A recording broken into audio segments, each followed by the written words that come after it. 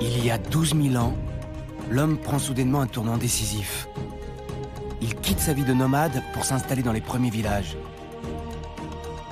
Il invente bientôt l'agriculture, l'élevage, l'irrigation, le commerce et l'alliage des métaux, les religions, l'architecture, la médecine.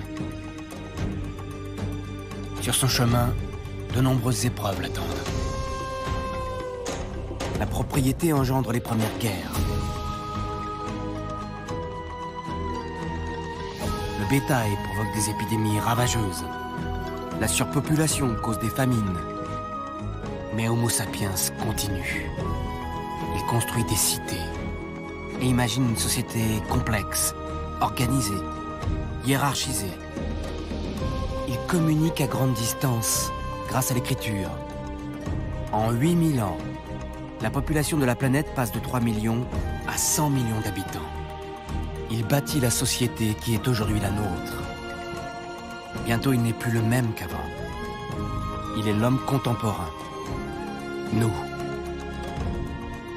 Voici le récit des grands moments qui ont conduit à travers les siècles à notre naissance.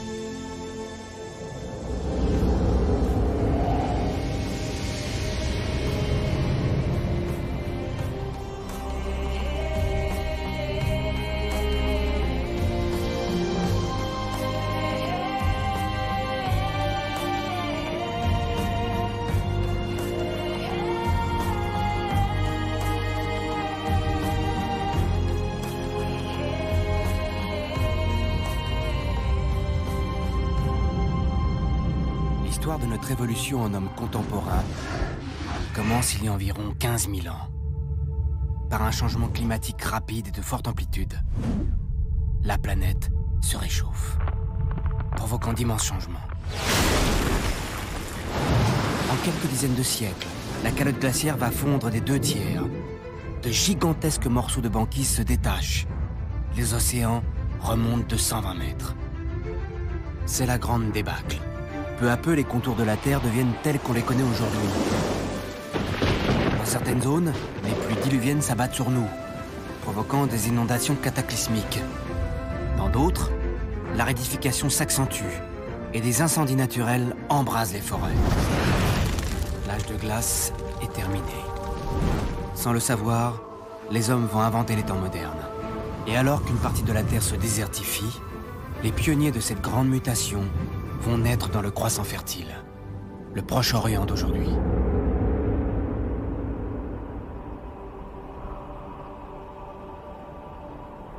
Nous sommes il y a 12 000 ans.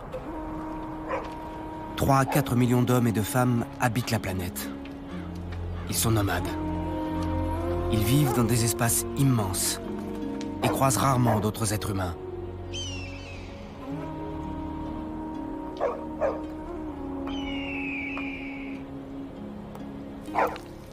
Notre clan est parmi les premiers à avoir domestiqué les loups. On en a fait des chiens. Leur adresse à la chasse m'aide à nourrir le clan. Et j'en ai fait des membres à part entière de notre famille. Ça ne plaît pas à tout le monde.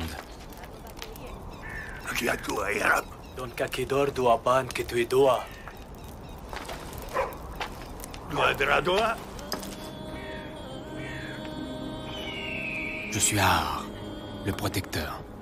On écoute ma parole parce que je suis le plus fort. Tous ici ont placé leur destin entre mes mains.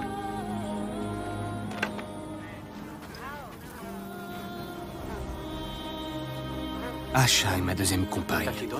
Elle attend son premier enfant.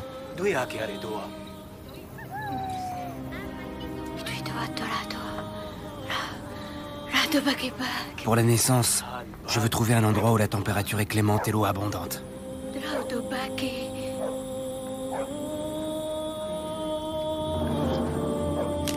Nous croyons en Gaïa, la mère éternelle. Cette nature féminine qui nous prodigue tout ce dont nous avons besoin. Les pères de mes pères ont tous porté cette amulette. Gaïa nous protégera pendant le voyage. Depuis le grand changement climatique, les paysages de la Terre ont changé. Dans certaines régions, la nature est devenue généreuse. L'eau tombée du ciel a imprégné le sol et les arbres. Les collines ont verdi. Les céréales sauvages ont poussé en abondance et les animaux faciles à chasser se sont multipliés. La survie de ceux qui marchent debout est devenue plus simple. Sur la planète, un autre grand changement vient de se produire. Une idée étrange vient d'éclore et elle va surprendre tout le monde.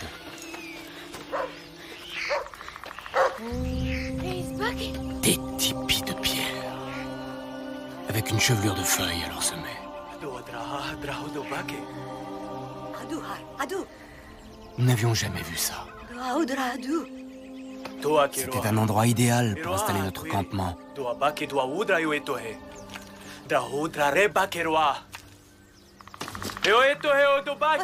Nous ne savions pas que ce qui était devant nous était ce qu'on appelle des maisons. Un autre mode de vie avait été découvert, une invention qui va bouleverser la vie des hommes.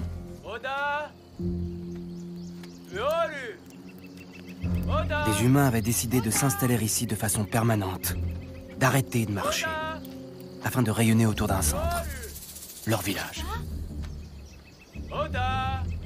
Mais où était-il?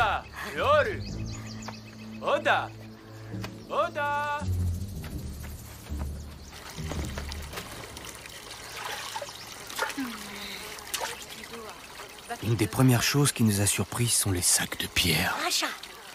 Il y en avait partout. Ils y conservaient l'eau et aussi la nourriture. On n'avait pas idée de faire des récipients aussi lourds.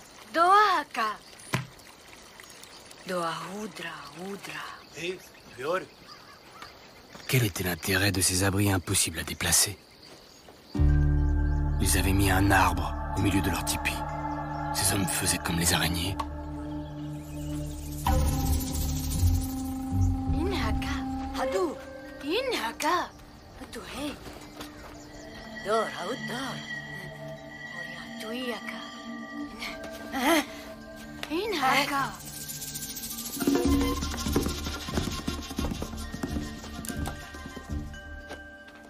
Chaud dehors et frais dedans. La température était agréable. L'odeur aussi. Une odeur d'hommes, de femmes et d'enfants est partout imprégnée. L'arôme rassurant de la viande séchée. De la nourriture. Il y en avait beaucoup. Pour survivre sans bouger, il faut avoir de l'avance. Prévoir le moment où la nature ne donne plus. Les sédentaires ne sont pas encore des agriculteurs. Ils cueillent des baies et des céréales. Ils ne savent pas encore que l'on peut cultiver les plantes sauvages.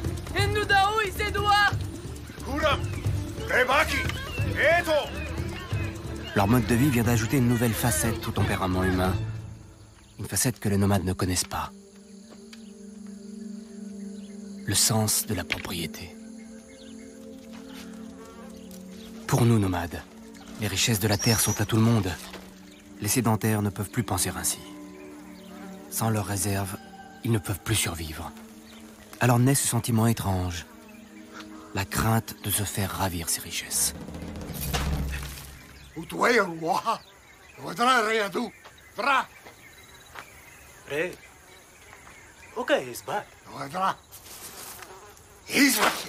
Pour le nomade, l'étranger est un voyageur, comme lui.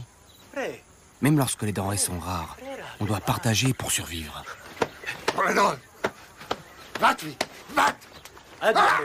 Chez l'homme sédentaire, étranger veut dire danger. L'homme sans dents était prêt à défendre sa propriété comme sa propre vie.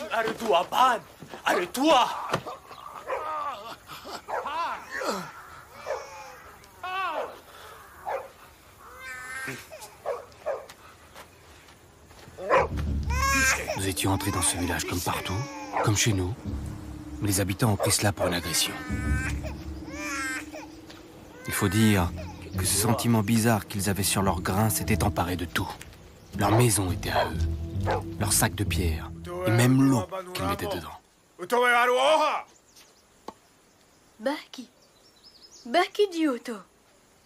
Nous ne pouvions comprendre leur agressivité.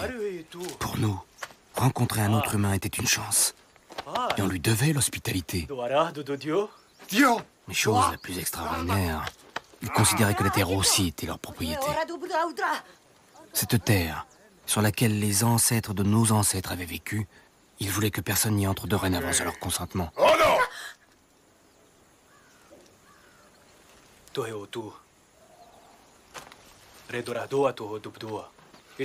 Ils nous chassaient, comme des guêpes qui tournent autour de leur repas. Nous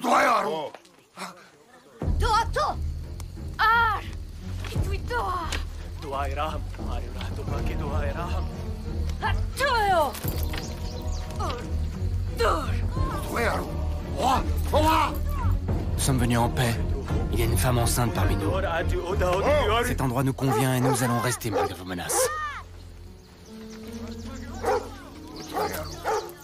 Se sédentariser. Comment les hommes ont-ils eu cette drôle d'idée? Il est possible que le traitement des céréales ait joué un rôle dans cette affaire. Pour les consommer, il faut broyer les grains en farine. Et pour les broyer, il faut 2 grosses pierres, si lourdes qu'elles sont impossibles à transporter dans une vie nomade. Alors les hommes sont restés près des grosses pierres. Ils se sont arrêtés de bouger et ça a considérablement changé leur comportement.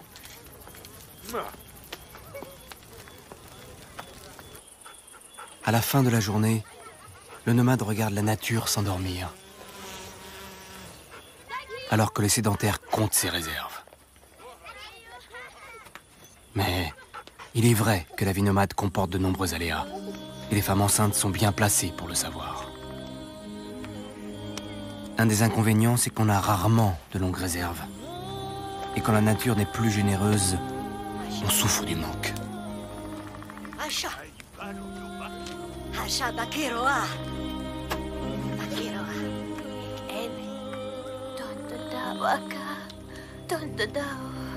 Asha ne peut plus digérer cette purée de fruits écrasés à moitié pourris.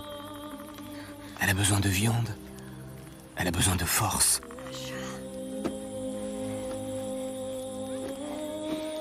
Mais la viande séchée est épuisée.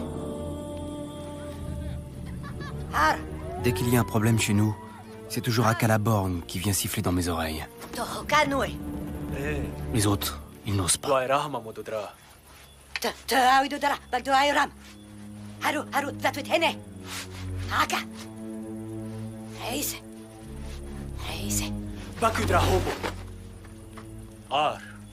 Trop tard pour aller chasser. Et toutes ces provisions si proches de nous. J'ai décidé de me servir dans les réserves des tipis de pierre. Ni par vengeance, ni par convoitise. J'ai pris ce qu'il me fallait. Ces gens vivaient entourés de tous leurs biens et des outils qui leur servaient à écraser, à préparer et à cuire cet étrange grain dont ils avaient fait le cœur de leur subsistance. Chez les nomades, la cellule sociale est le groupe. Avec la vie sédentaire apparaît une nouvelle unité. La famille. Et chaque famille a son espace, sa maison. Mais l'inconvénient, c'est qu'ils sont entourés par toutes sortes de petits animaux qui en veulent à leurs provisions.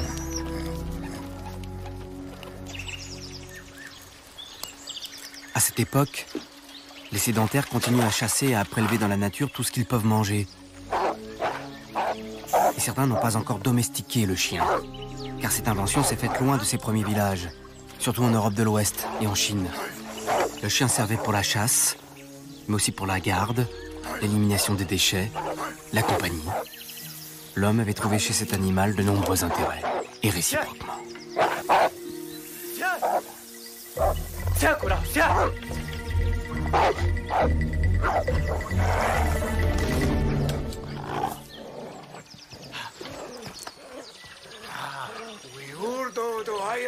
Il ne va pas falloir beaucoup de temps aux sédentaires pour comprendre le formidable intérêt de l'animal. Hey!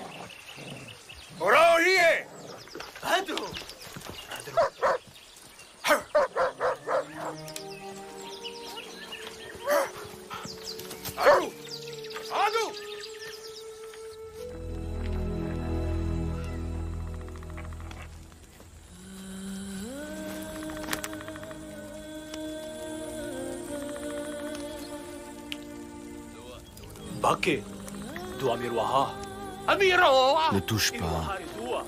C'est pas pour toi. Le vieux ne pensait qu'à son ventre. Acha souffrait et s'affaiblissait de jour en jour. Je ne savais pas comment lui redonner des forces.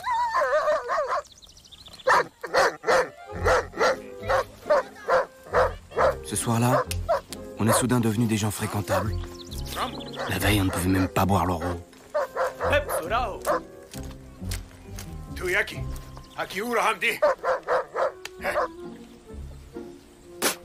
Ils voulaient nous donner leur sac de pierre et aussi ces grains qui piquent la langue. Mais ce n'était pas un présent. On a vite compris qu'ils s'attendaient à ce qu'on leur offre un de nos chiens. Je ne voulais pas de ces choses inutiles, et encore moins me séparer d'un de mes fidèles compagnons. Alors, ils ont voulu me confier le secret des grains qui piquent la langue.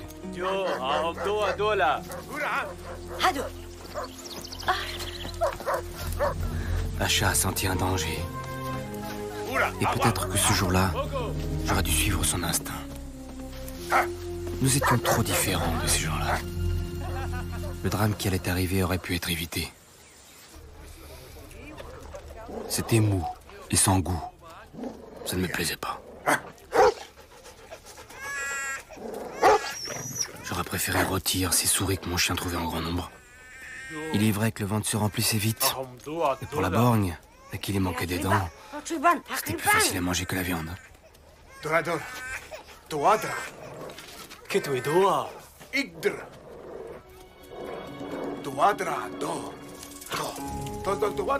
Le sédentaire avait compris que notre chien pourrait l'aider à se débarrasser du fléau qui mangeait ses graines. Pour l'avoir, il était prêt à me donner tous ses objets. Mais c'était une ruse. Ces cadeaux ne venaient pas du cœur, ils étaient destinés à affaiblir le mien. Garde tes objets. Moi, je garde le chien.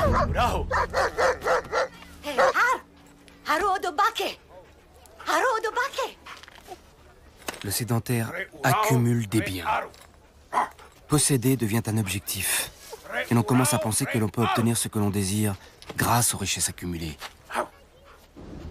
Le nomade ne comprend pas cela.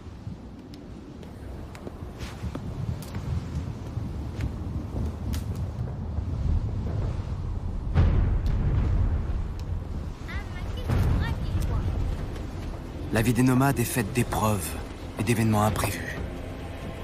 La nature et ses forces dominent leur existence. Leurs croyances sont liées à ces forces inexplicables et contre lesquelles ils ne peuvent rien.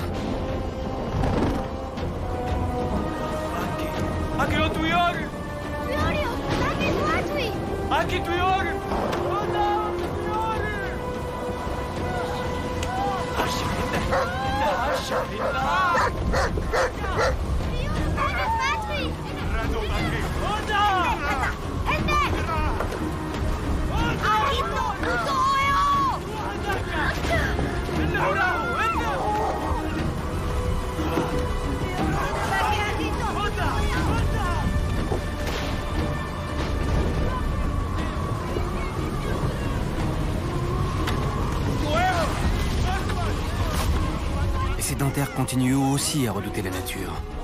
Mais peu à peu, leur organisation leur permet de s'affranchir de ces excès, de se protéger des dangers et de rendre la vie plus prévisible. Les tipis de pierre ne vacillent pas sous les vagues du vent et ne craignent pas les aboiements du feu.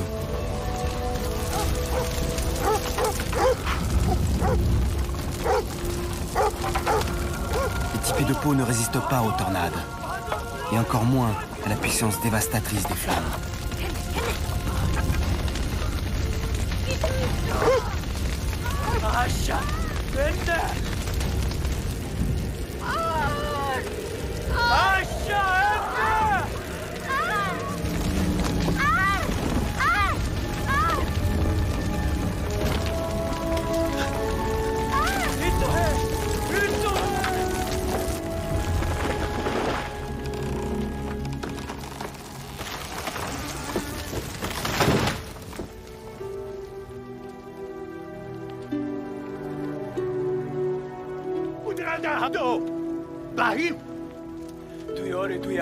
Quand on est nomade, on est prêt à tout perdre du jour au lendemain. Ce qui était hier ne sera peut-être plus demain. Cette incertitude est précisément ce que le sédentaire va combattre farouchement.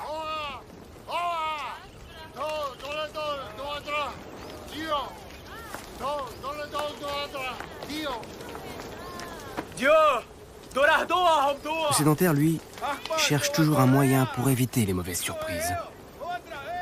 Les villageois nous proposaient de les rejoindre.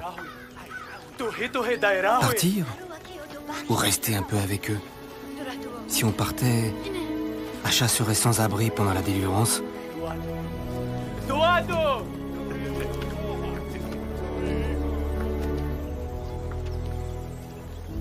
Face au chaos de la vie, le sédentaire propose une solution rassurante, organisée, stable.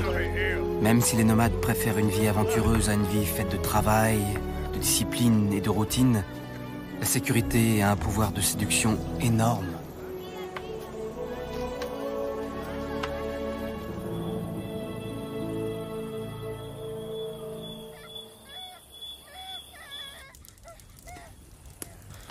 Pour nous accueillir, les villageois ont libéré un de leurs tipis de pierre. Mais quand on a dormi toute sa vie sous les étoiles ou sous des pots tendus, on ne s'endort pas facilement dans cet espace clos, où même les voix ont du mal à s'échapper. Akalaborgne s'est vite habitué à la douceur des galettes de pain. Mais Asha ne peut plus manger tellement ses épreuves l'ont épuisée. Aka a compris qu'elle pouvait la nourrir en lui mâchant le pain.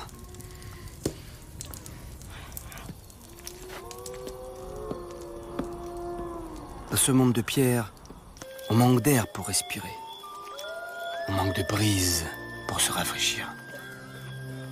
Je préfère dormir sous les étoiles.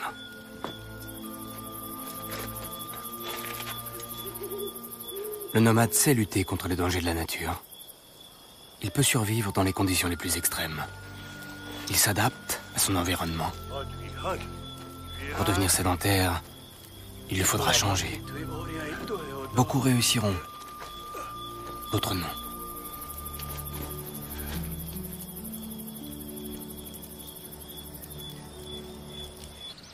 Le sédentaire, lui, adapte son environnement à ses besoins.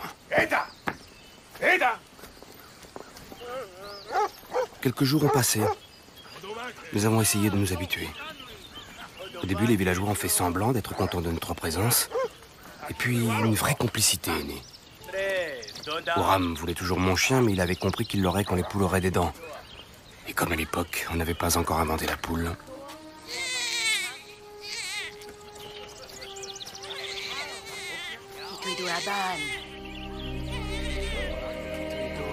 Une petite fille était née du ventre de Asha.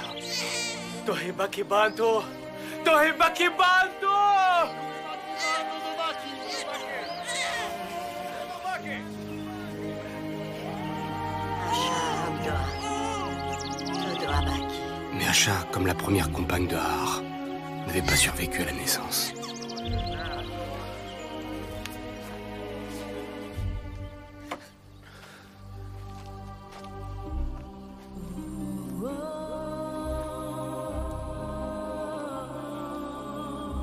Son souffle n'était plus. Il était parti rejoindre les nôtres dans la mer des étoiles.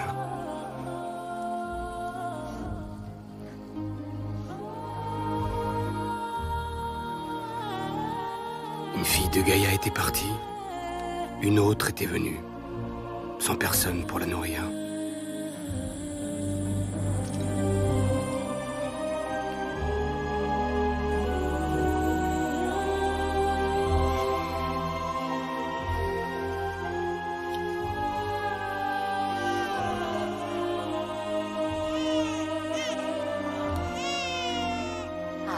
À cette époque, il est possible que l'homme n'ait pas la conscience d'être père. Il ne sait pas que les enfants qui sortent du ventre des femmes sont aussi une partie d'eux-mêmes.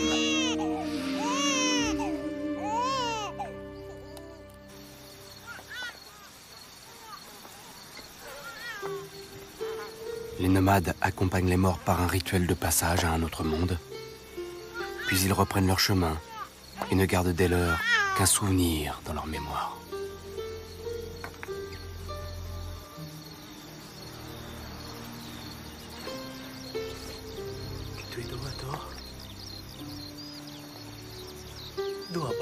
La fille d'Acha ne pourra survivre sans mère nourricière. Le clan ne pouvait nourrir son dernier enfant. Qu'allait devenir la lignée de Gaïa?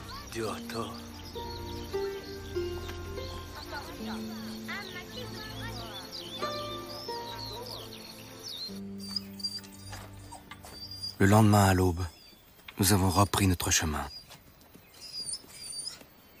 J'ai laissé mon meilleur chien à Ouram, en récompense de la générosité dont il allait faire preuve. Je lui laissais la fille d'Acha. C'était la seule solution pour qu'elle vive. Gaïa aussi demeurerait avec l'enfant.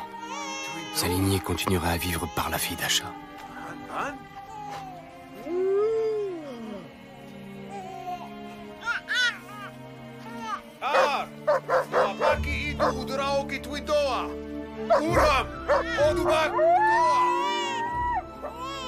La plupart des nomades vont bientôt adopter la vie sédentaire, séduits par le confort et la sécurité.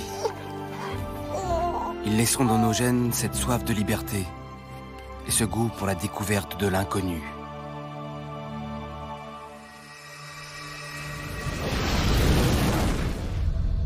La sédentarité va profondément changer le comportement humain et le faire entrer dans une spirale d'invention et de nouveautés qui ne vont jamais s'arrêter.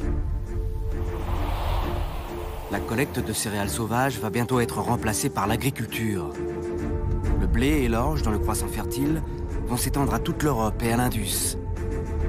Le riz et le millet en Chine. Le maïs, les pommes de terre et les piments en Amérique. Le sorgho en Afrique. Plus ou moins consciemment, Sapiens opère les premières sélections génétiques. Il choisit les graines des plantes les plus robustes, les plus généreuses. Pour cultiver la terre, l'homme va ouvrir des clairières. Les paysages vont s'humaniser.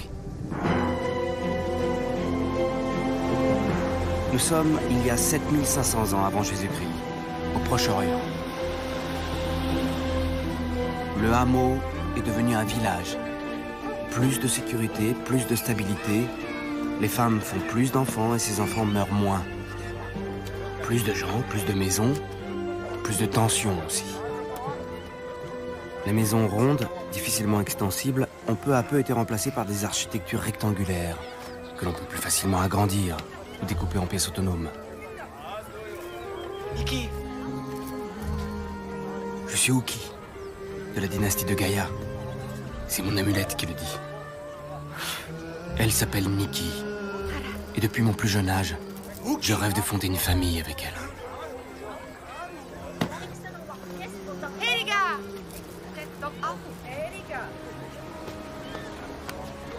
Nous avons maintenant une maison des morts. On garde ici les dépouilles des ancêtres du village. Ce lieu nous permet d'entretenir leur mémoire. Pour mieux se souvenir d'eux, on conserve les crânes et on les maquille, pour qu'ils ressemblent à ce qu'ils étaient. Ainsi, nous savons d'où et de qui nous sommes issus depuis des générations. L'importance de nos familles est liée au nombre de crânes qui portent leur nom.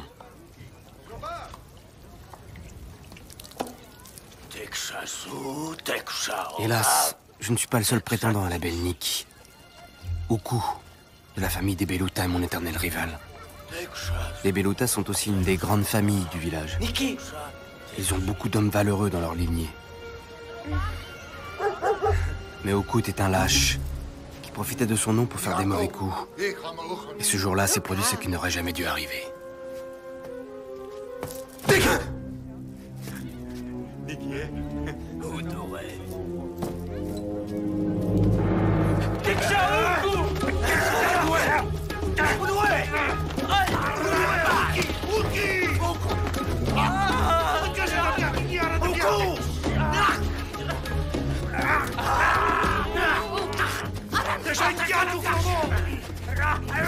Le père de Niki choisirait l'époux de sa fille en fonction des intérêts de sa famille et selon le présage des esprits animaux.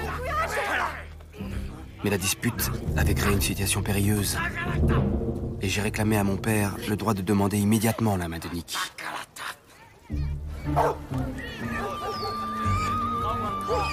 À l'époque, nous avions domestiqué quelques animaux.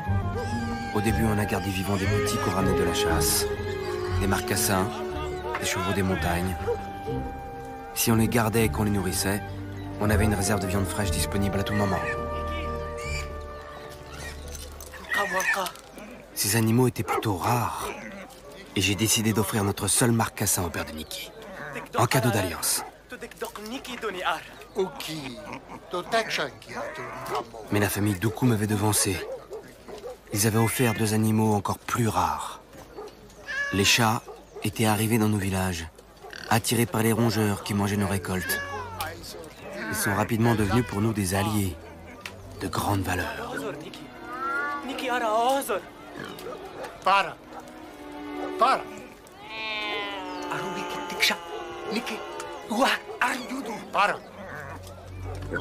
Posséder des biens avait maintenant une incidence sur ce que l'on peut faire ou obtenir des autres. Et le moins riche devient moins puissant que le plus riche. La compétition entre les hommes est en train de changer de forme. La loi du plus fort est en train de devenir la loi du plus fortuné.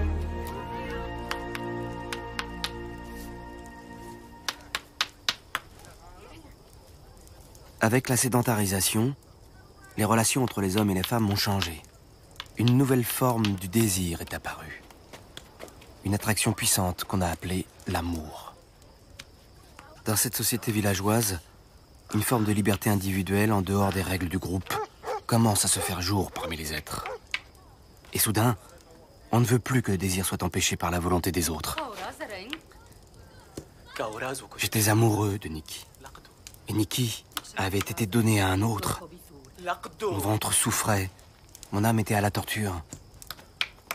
J'avais beau invoquer l'esprit de la forêt en le sculptant, j'avais contre moi les règles du village et l'autorité des anciens. Quand on n'est pas d'accord, quand on ne veut plus la respecter, on doit s'en aller. Alors, j'ai décidé de le faire. Mais pas tout seul.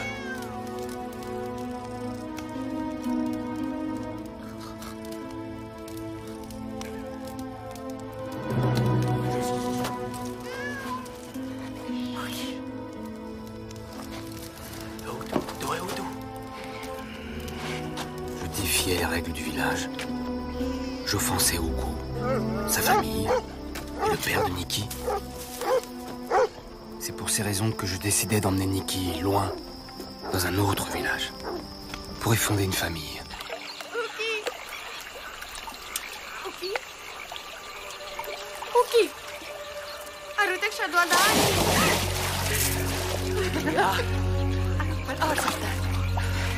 On avait la vie devant nous.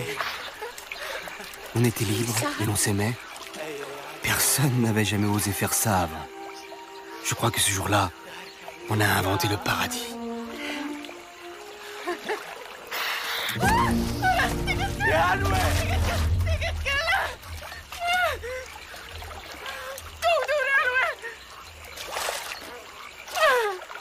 Hanekwe, Haruhani Bitsuto Hani. C'est Mojdo. C'est Mojdo.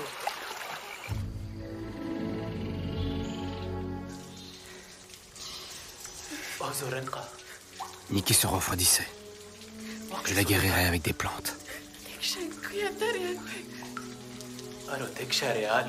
Mais en attendant, il fallait la réchauffer.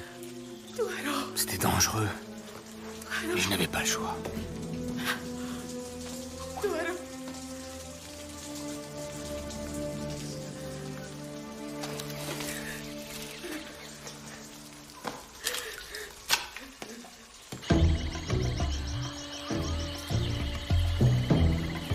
Oku ne voulait pas accepter non plus de perdre celle qu'il aimait. Son amour déçu, le pouvoir des chefs de famille qui étaient de son côté, en faisaient un ennemi coriace, tenace et sans pitié.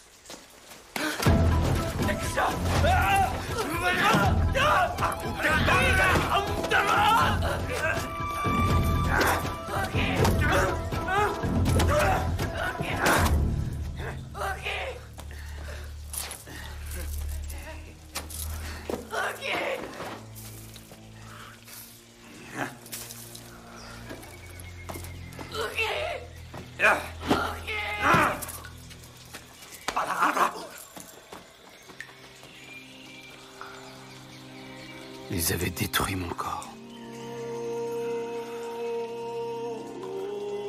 Seul un fragment de souffle me maintenait en vie. Je m'accrochais désespérément à cet air qui rentrait et sortait de ma poitrine.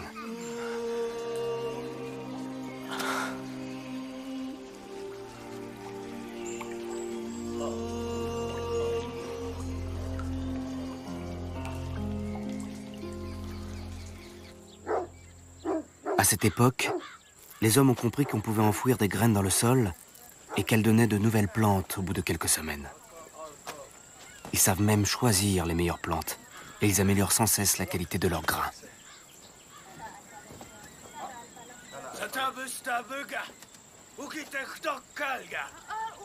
Mon père me croyait parti pour toujours, mais il a vite compris qu'il s'était passé quelque chose de grave.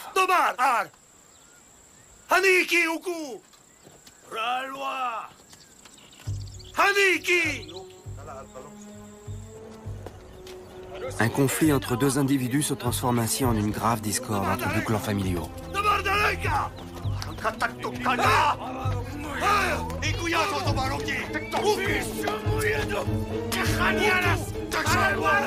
Oku et les siens voulaient ma mort. Ils n'aideraient pas les miens. La rivalité qui m'opposait à Oku allait devenir le grand drame de notre village. Oku achadniki.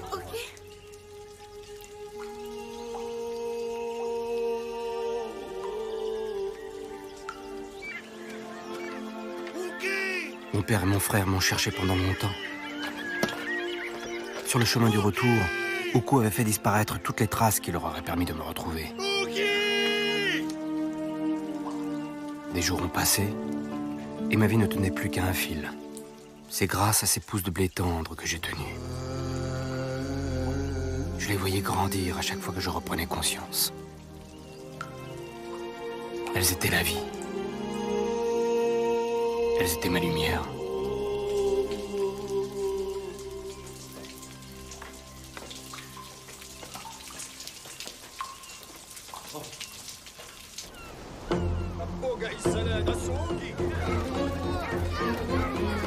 Les gens savent gérer les conflits à l'intérieur de leur famille, mais ne savent pas toujours comment régler les problèmes entre différentes familles. Il n'y a pas de loi, pas de juge, pas de sanction. La justice n'est pas encore inventée. J'étais un homme fini par la faute de la famille Beluta. Moi, leur fils, un mort-vivant. Rien ne pourrait réparer cette douleur. L'homme connaît depuis longtemps le pouvoir des plantes médicinales. Mais la chirurgie apparaît seulement à cette époque. On commence à pratiquer la trépanation.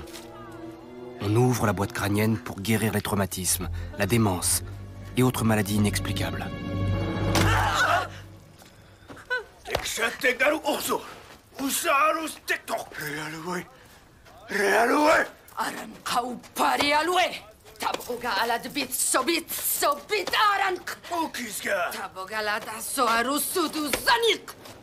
Comment régler une dispute si grave entre deux clans? La meilleure manière serait de partir. Mais ici, chacun a ses terres, ses maisons, et ne veut pas les abandonner. Le village est dans une impasse.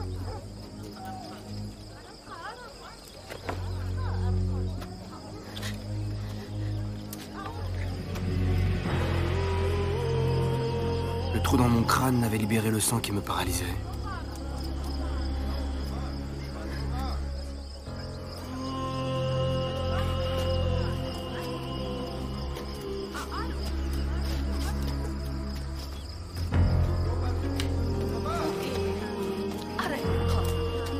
Je survivrai, mais comme un parasite.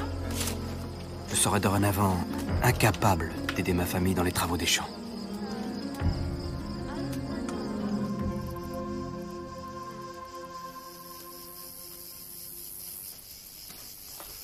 C'était l'année où il n'a pas plu. La terre ne donnait plus de nourriture et tout le village se lamentait. Curieusement, à cette époque, nous n'avions pas encore compris que l'eau était essentielle à la reproduction des plantes. Aussi fou que cela puisse paraître, personne n'avait fait le rapprochement avec la sécheresse. En revanche, tout le monde a fait le rapprochement avec moi. J'avais défié la volonté des esprits, ils nous punissaient. Même mon père m'en voulait. On invoquait une malédiction et beaucoup disaient que j'en étais le responsable. C'était la première fois que je revoyais Nikki. Par amour pour elle, j'avais tout perdu et surtout le plus important. Elle. Jamais plus je ne pourrais la reprendre. Les esprits m'avaient puni. J'étais condamné à rester seul pour la vie entière. Je passais mon temps à observer la nature, à chercher à comprendre ses secrets. Mon corps n'avait plus de force, mais mon esprit restait en éveil.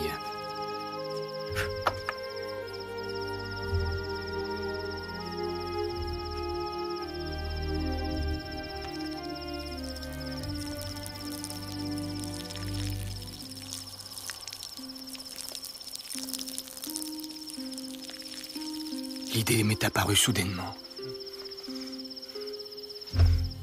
Une idée, même simple, peut changer la vie des hommes et faire basculer notre destinée.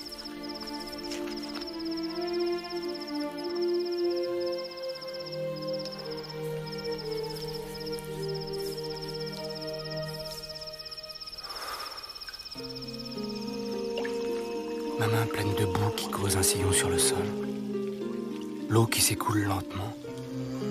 Les graines qui germent. Le vert tendre des jeunes pousses qui grandissent petit à petit. L'eau était le secret de la vie. Tout était là devant nos yeux, mais nous ne l'avions pas compris. Ainsi, à cette époque, fut inventée l'irrigation.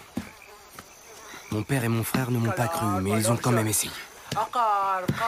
Ils n'ont pas ménagé leur effort. C'était uniquement pour me faire plaisir.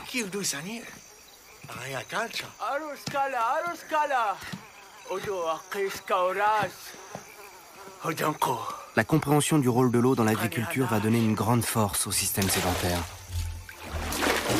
Bien irriguées, les cultures donneront beaucoup plus et fini les années de disette. Avec l'irrigation, l'homme va étendre considérablement son système sédentaire. Les villages pourront dorénavant s'installer dans des zones plus arides et faire venir l'eau sur leur culture.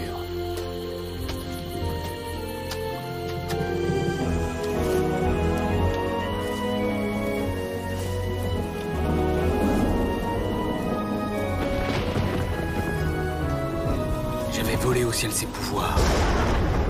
Je faisais honte à la pluie. Mon idée était plus forte que la nature.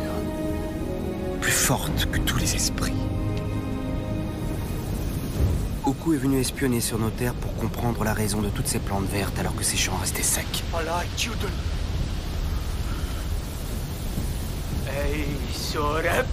Je continue à penser que je portais le mauvais sort.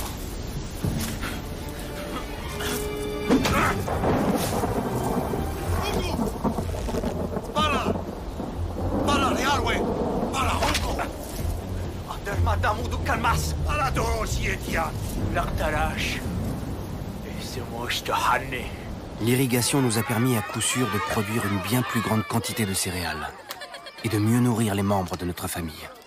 Soudain, nous avions des surplus, des excédents de production. C'est devenu une forme de richesse et l'on a compris que cela nous donnait du pouvoir sur ce qui manquait. L'avantage de cette nouvelle richesse, c'est qu'elle peut être échangée.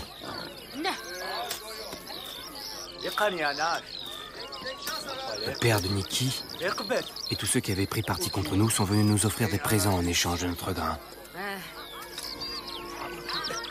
Et l'échange apaise les conflits, car il permet de renouer un dialogue et une satisfaction mutuelle.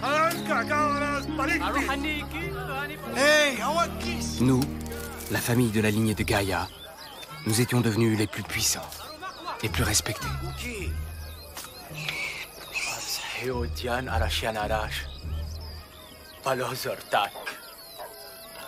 Mais la famille d'Oku, je ne voulais pas. Je ne pouvais oublier ce qu'ils m'avaient fait. Jamais je ne leur donnerai même un seul grain de blé. c'est moche. Ainsi, C'est la moche. richesse peut devenir une forme de violence. C'est moche.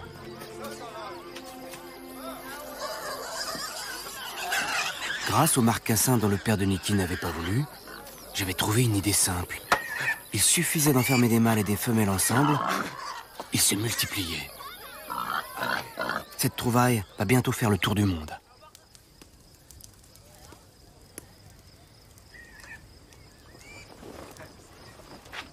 Ok.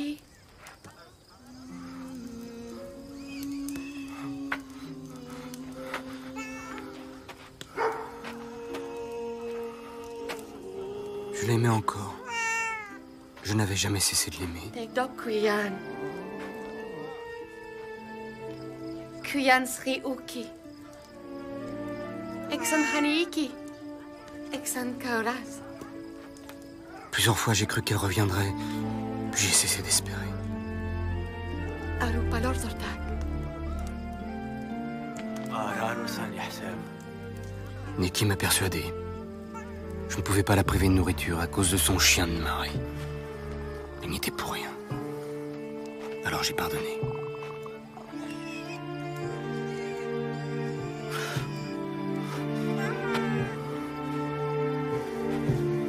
L'agriculture, l'élevage, l'irrigation. L'homme peut légitimement se dire maintenant qu'il manipule le monde vivant et qu'il a pris le dessus sur les éléments. J'étais devenu plus fort que les esprits. Ce nouveau pouvoir le rend fier et dominateur. Il commence à croire qu'il est plus puissant que la nature. D'ailleurs, pour représenter ses divinités, il abandonne les images d'animaux et d'esprits naturels. Il se représente lui-même.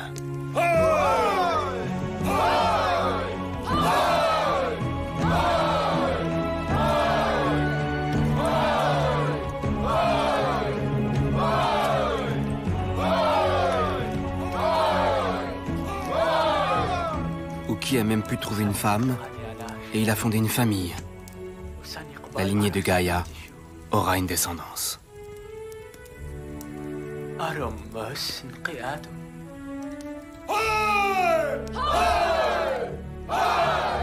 Les échanges de biens seront bientôt relayés par des échanges de savoir-faire, de techniques. Grâce aux échanges, les informations et les innovations vont circuler sur de grandes distances et les hommes vont évoluer plus rapidement.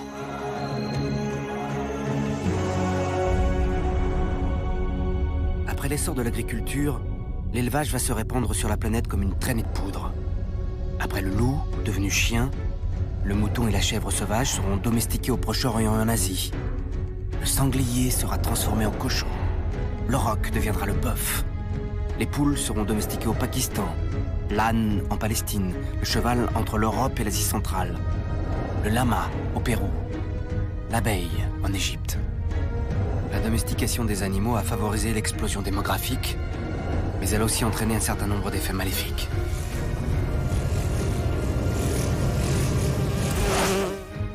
De terribles épreuves attendent les hommes.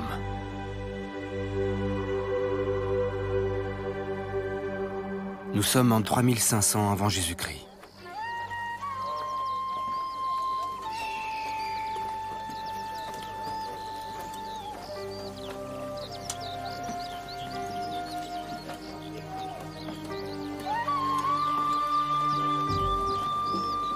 Notre village s'est encore agrandi. Plus de 1000 personnes y vivent.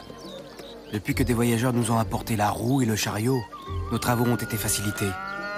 Les gens ont des métiers, tailleurs de pierre, maçons, forgerons, potiers, mais tout le monde pratique toujours l'agriculture et l'élevage. Il y a maintenant beaucoup de familles.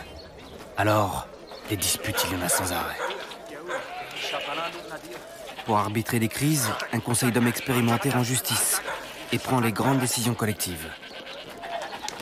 Uru et Waka étaient deux frères, tous deux descendants de la lignée de Gaïa, une des plus anciennes du village. Waka était l'aîné, il portait l'amulette des chefs de famille. Leur jugement était respecté de tous. Chacun avait maintenant son champ, ses animaux, son logement. Nous avions tous des biens et les problèmes qui étaient venus avec. Posséder, c'est aussi défendre. Les chèvres du fils du tanneur avaient passé la nuit dans les champs du vieux potier. Autant dire qu'une partie de sa récolte était perdue.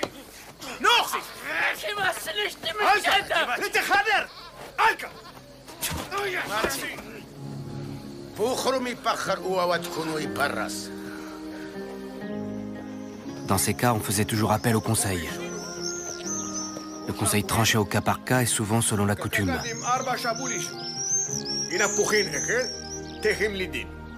Des échanges de biens réparaient ainsi les offenses mutuelles.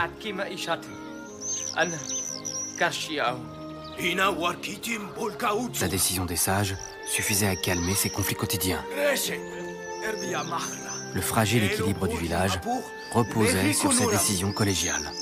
Mais les grands malheurs qui nous guettaient allaient le faire éclater. Avec l'aide d'Ourou et sa gourmandise pour les richesses.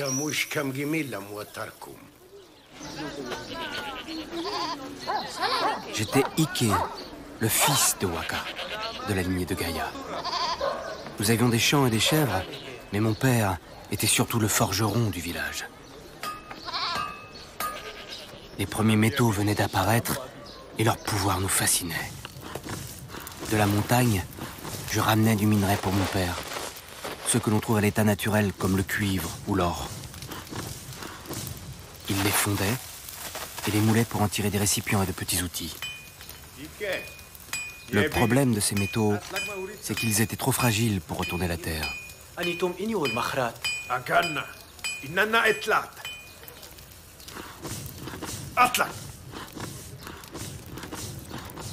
Depuis quelques jours, la peau de ma mère s'était teintée de rouge. Personne ne se doutait alors de l'arrivée de la grande tragédie.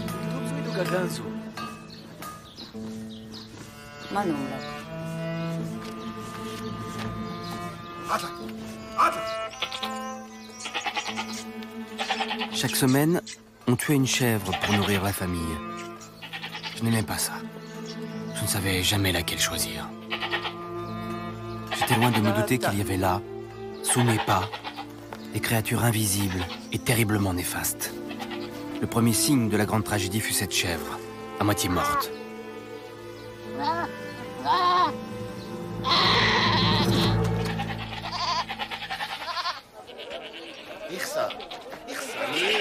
Les microbes, les bactéries, les virus. Sans qu'ils le sachent, toutes ces créatures se développaient à grande vitesse grâce à la concentration d'hommes, d'animaux, d'excréments et de déjections.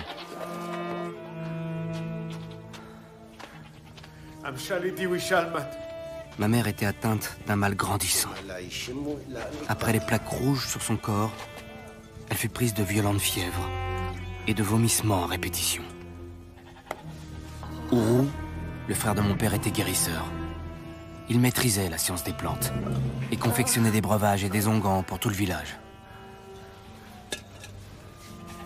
On avait toujours eu des maladies parmi les hommes. Mais une nouvelle forme mystérieuse était en train d'apparaître. Plus dangereuse. Plus dévastatrice.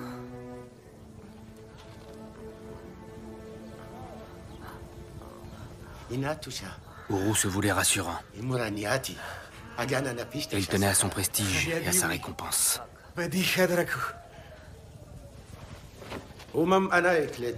Son pouvoir de guérisseur viendrait à bout du mal.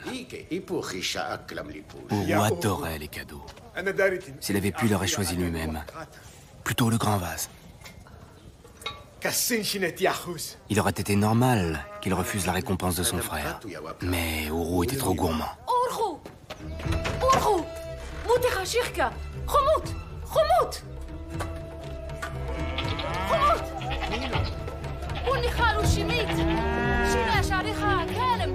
Il y a un phénomène que les hommes ont pu anticiper. Les cochons, mais aussi les bovins, les ovins sont à l'état sauvage déjà porteurs de maladies épidémiques. L'élevage a créé les conditions pour qu'ils nous les transmettent.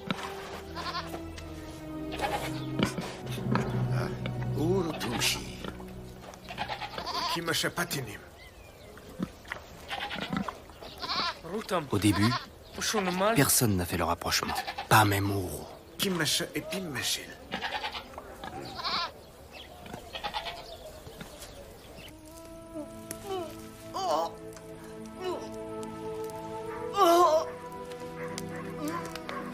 La rougeole, la tuberculose, la grippe, la petite vérole, tous ces fléaux nous seront transmis par notre bétail.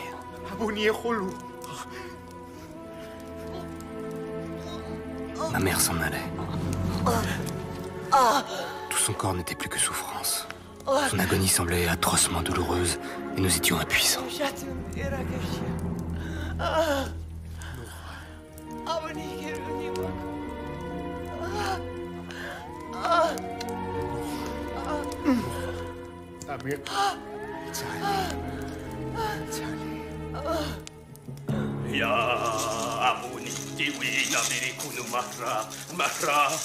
À cette époque, les coutumes funéraires ont changé.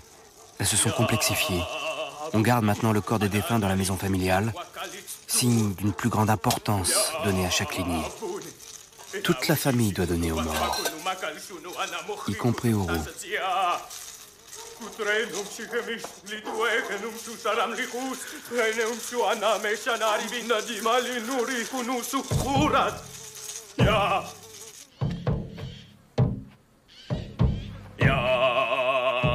Hydro, notre sorcier, intercède auprès des divinités. Il facilite le passage dans l'autre monde. On raconte qu'il peut parler avec les forces invisibles, avec les morts et ceux qui les accueillent.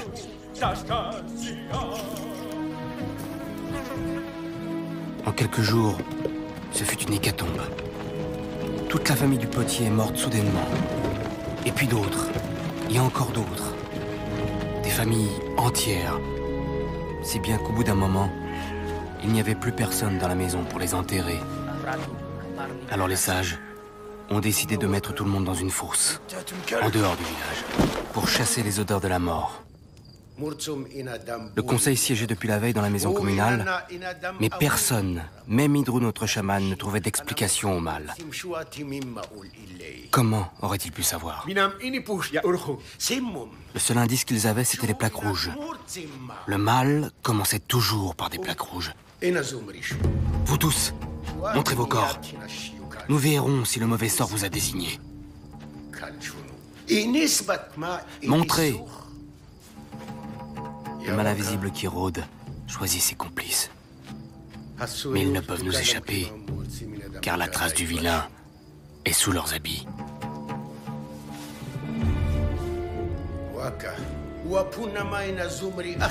Ceux qui avaient ces traces étaient maudits. Uru avait trouvé le signe du mal, et tout le monde voyait bien qu'il avait raison. En quelques mots bien choisis, Uru s'est imposé comme le seul capable d'arrêter le fléau.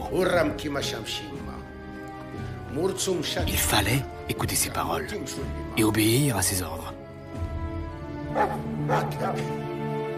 C'était une malédiction. Tous ceux qui portaient le signe du vilain devaient quitter le village. Même son frère devait partir.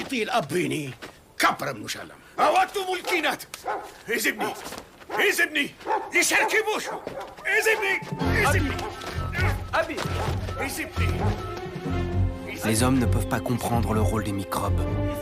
Face à ces catastrophes dont ils ne connaissent pas l'origine, ils accusent les forces invisibles.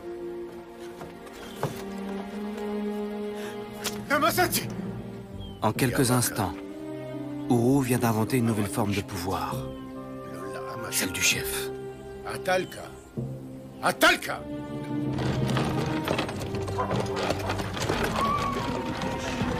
Uru est devenu ainsi l'homme le plus important du village. Celui qui décide tout seul pour tous les autres. Il devenait l'unique héritier de la lignée de Gaïa. Qui mieux qu'Hydro pouvait dire combien la vision du chef était juste? Il fallait chasser le mal. Le chef avait raison, il savait où était le mal.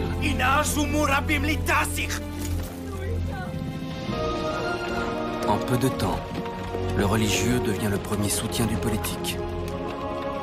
Nous sommes partis, une dizaine d'entre nous, sans savoir ni où ni comment nous allons survivre.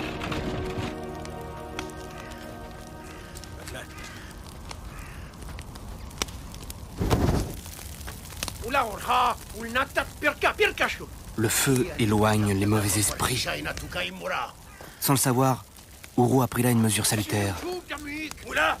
éliminer le mal par la chaleur. Toutes les bêtes mortes seraient brûlées. En peu de temps, cette mesure a arrêté l'hécatombe chez les animaux. Merci, Uru de la lignée de Gaïa. Merci pour ta clairvoyance. Merci de nous sauver. Enfin, il reconnaissait son pouvoir, son intelligence, sa justesse.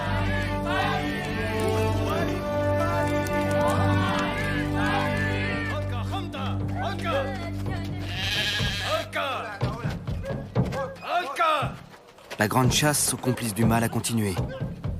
Uru, un homme de pouvoir, a vite compris qu'il lui fallait une force armée pour l'aider à exécuter ses décisions. Toutes les maisons étaient fouillées, tous les êtres vivants étaient contrôlés, tous ceux qui portaient la marque de la malédiction étaient bannis. Et leurs biens étaient marqués à la chaux.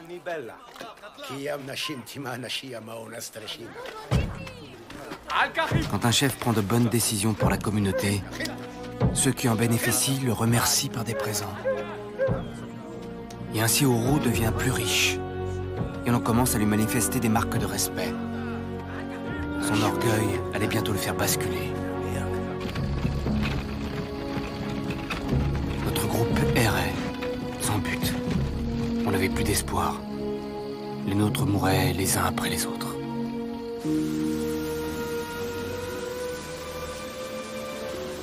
Les épidémies partagent plusieurs caractéristiques. Elles se propagent vite et efficacement d'une personne affectée à une autre. Et ce sont des maladies aiguës, où l'on meurt, où l'on se remet complètement dans un court laps de temps.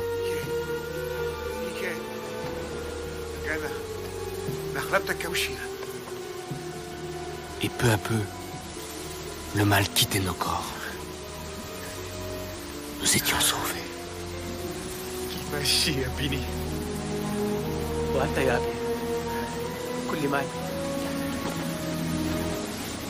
Les plaques rouges avaient disparu.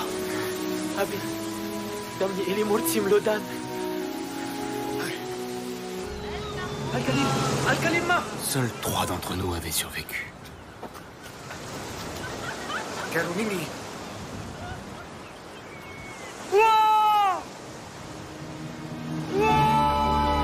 Au bout de plusieurs semaines de marche, nous avons trouvé la vie. Mais qui étaient ces gens?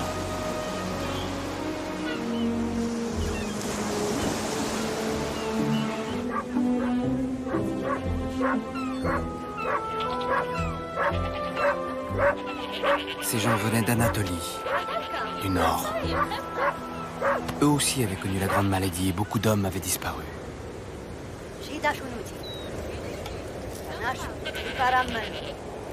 Toutes ces femmes sans hommes nous ont accueillis avec une grande générosité. Dans notre village, les hommes avaient toujours commandé, tandis que les femmes décidaient à la maison. Chez ces étrangers, c'était une femme qui prenait les grandes décisions. C'était nouveau. Des hauts plateaux d'Anatolie, ces femmes avaient apporté 2 découvertes majeures.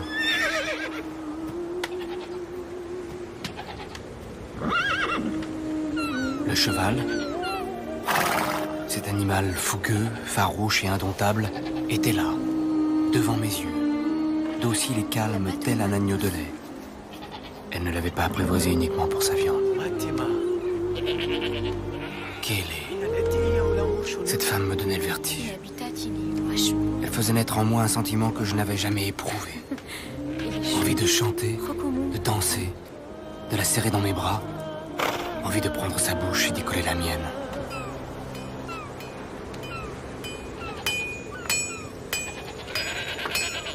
La deuxième découverte allait changer la vie de mon père et plus tard celle de tous les hommes. Quel était ce métal? Il était dur comme de la pierre. Mon père n'avait jamais vu ça. Comment l'avait-il fait?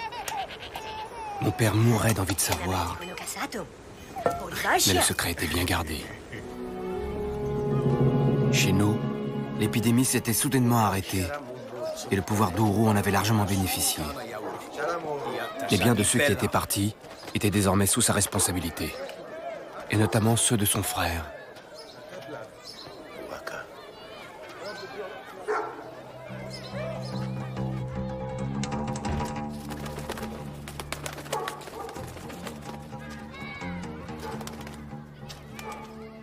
Mais à qui servait-il désormais dans ces maisons vides? Uru eut d'abord l'idée de récupérer la récompense que mon père lui avait faite. Celui-là et celui-ci. Tout compte fait, c'est ce vase qu'il voulait.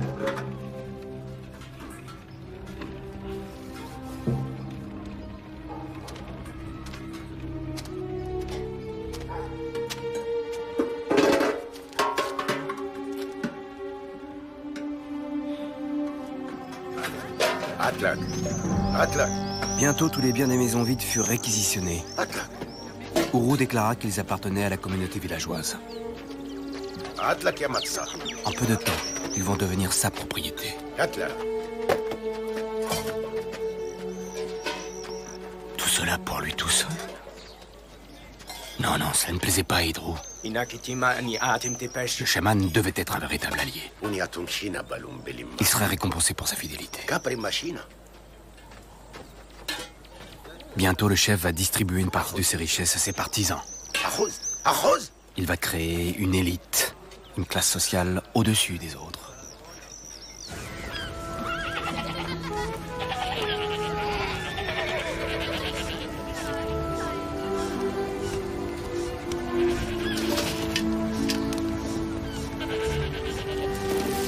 Le bronze.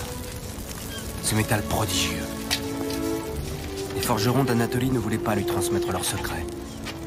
Mais la femme tatouée avait le pouvoir et une grande tendresse pour mon père. Du cuivre, de l'étain, mélangés dans un même bain. C'était simple, mais il fallait avoir eu l'idée. Le bronze permet de faire des outils beaucoup plus résistants et performants. Il va encore accroître la productivité des sociétés agricoles.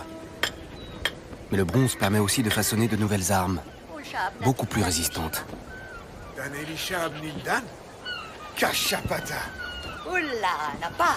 Qui avait eu cette idée? Combien de mélanges avaient été essayés avant que celui-ci ne soit trouvé?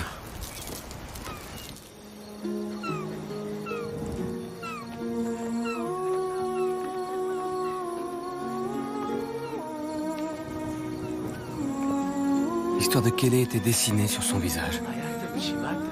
Je découvrais jour après jour une femme sensuelle, fière, et qui avait de la nature un don, celui de susciter l'amour des autres. Partout où elle allait, tout ce qu'elle regardait était conquis.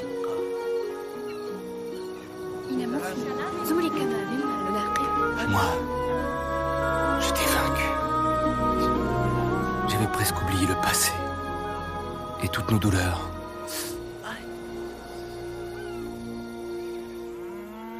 Au village, tout avait changé. Le pouvoir avait déformé Uru.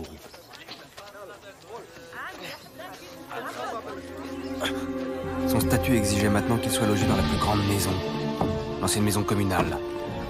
Il avait ordonné que soient disposées partout des statues à l'effigie de Gaïa. Uru n'était plus un homme comme les autres. Il ne travaillait plus au champ, n'élevait plus d'animaux. Son rôle de chef ne lui permettait plus de s'abaisser à ses tâches. Alors il était normal qu'il soit entretenu par ceux qu'il dirigeait. Ainsi chacun fut-il prié d'apporter sa contribution au chef, une sorte d'impôt. Une pratique qui ne va pas plaire à tout le monde. On finira tous par l'accepter. Une nouvelle forme d'organisation du pouvoir est née. La chefferie. Uru est entretenu par l'effort de tous. Une partie du fruit du travail des villageois est remise au chef, qui à son tour en fait profiter sa classe dirigeante. Et parmi les proches du chef s'installe une hiérarchie, des convoitises et une lutte pour le pouvoir.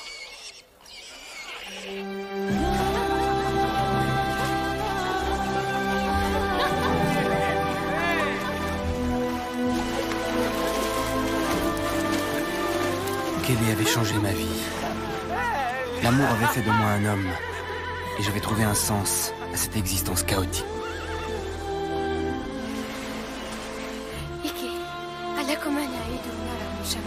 Léon? Elle m'avait aussi fait découvrir la vitesse, la fougue et l'ardeur du cheval au galop. Cet animal prodigieux va transformer notre perception des distances. Mais curieusement, à cette époque, personne n'a encore essayé de le monter. Il faudra attendre 2000 ans avant que ne soit inventée l'équitation.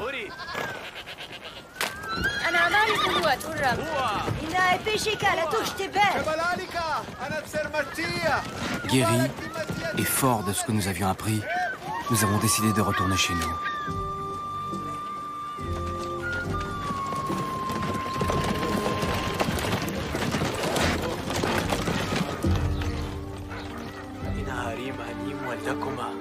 C'est là que je suis né. C'est là que mon père est né. C'est là que je veux vivre avec toi. Junta! Kaltapini l'humour! Hua! Hua! Hua! Hua! Enahud libiya amakar wadaku! Enahud libiya amakar wadaku! Le mécontentement grondait dans la population. Uru était devenu un despote et il ne tolérait plus aucune contradiction.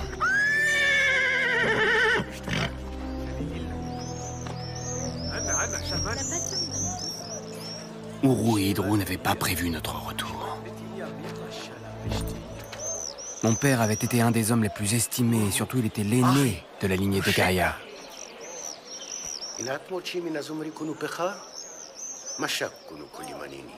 Shalmanu.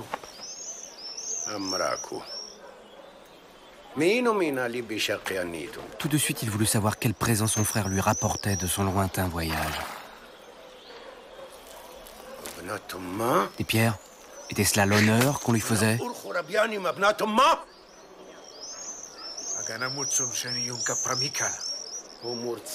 Où étaient les richesses? Comment comptions-nous le récompenser pour son génie sans limite? Le pouvoir appelle le pouvoir. Posséder appelle plus de richesses. Et tout cela perturbe l'esprit.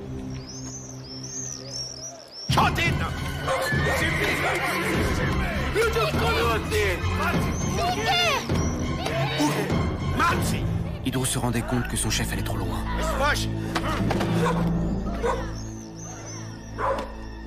Mais que pouvait-il faire?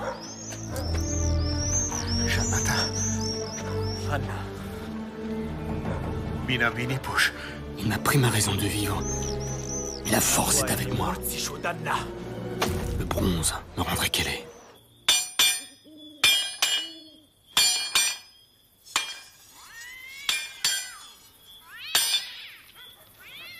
Quand le pouvoir devient abusif et que l'équilibre de ce qu'il apporte et de ce qu'il coûte est rompu, celui-ci est condamné.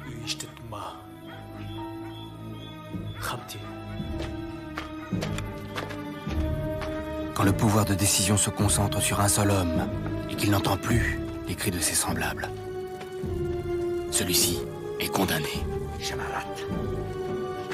Uru était allé trop loin. Uru était condamné.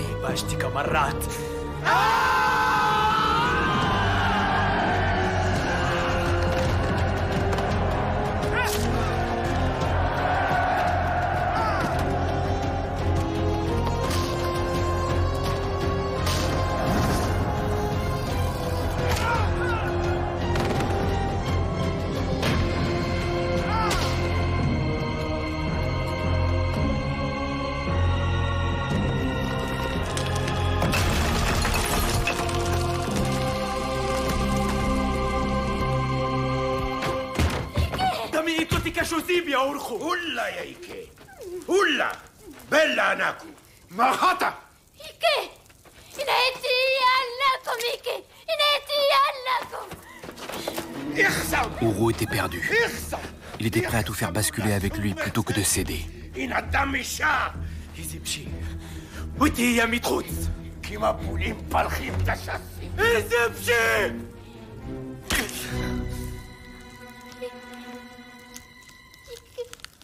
Ike!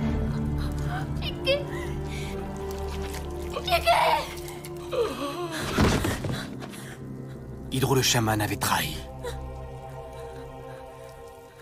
Le goût de la propriété, le plaisir d'exercer le pouvoir, la peur de le perdre, toutes ces facettes ont forgé la vanité de l'homme. Et sa vanité est son propre bûcher.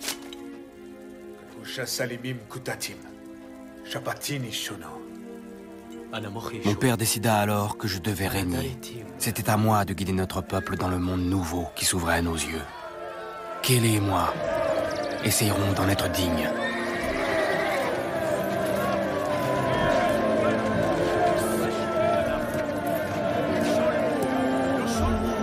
Les chefferies vont bientôt devenir des royaumes. Les monarques éclairés comprendront que leur pouvoir repose sur la prospérité de leur peuple. Qu'il faut redistribuer les richesses au lieu de les accaparer.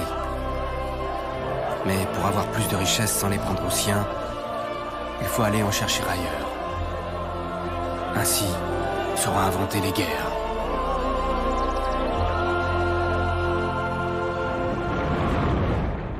Dans les 2000 ans qui vont suivre, partout sur la planète, de grandes et puissantes cités vont voir le jour. En Asie, au Moyen-Orient, en Méditerranée, en Amérique. Les agglomérations les plus riches vont vouloir s'agrandir. Elles vont lever les premières armées, s'emparer des villages voisins et les fédérer. Ainsi naissent les premières cités. La première d'entre elles va fleurir dans l'actuel Irak et donner naissance à la grande civilisation sumérienne.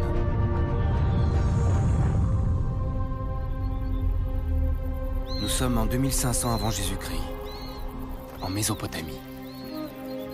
Je suis Tobar, le berger, de la lignée de Gaïa. Depuis mon enfance, j'ai rêvé de voir la grande cité. Qui a pu construire des bâtiments d'une telle grandeur? Était-ce là l'œuvre des dieux?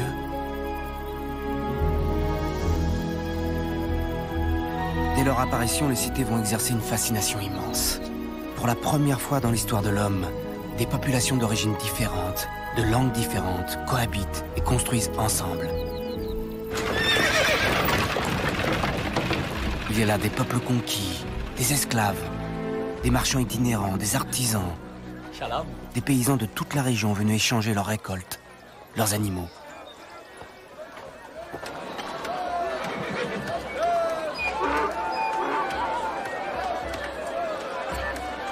Où allaient tous ces gens? Quel but poursuivaient-ils? Certains se croisaient sans même se regarder. Je n'avais jamais vu autant de tout. Des objets venant de contrées lointaines. Bijoux, parfums, épices, alcool. Certains utiles, mais d'autres uniquement pour le plaisir. Plaisir des yeux, du nez, de la bouche. Plaisir d'entendre.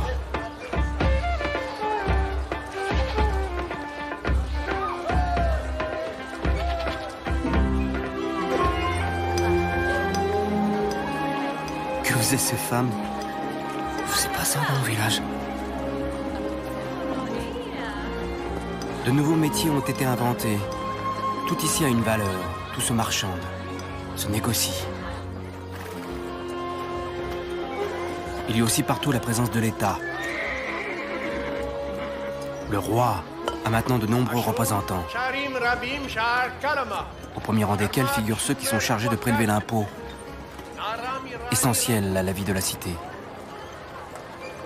Le scribe est responsable des comptes, et c'est le chef des gardes qui fait exécuter les décisions du trésor de la couronne.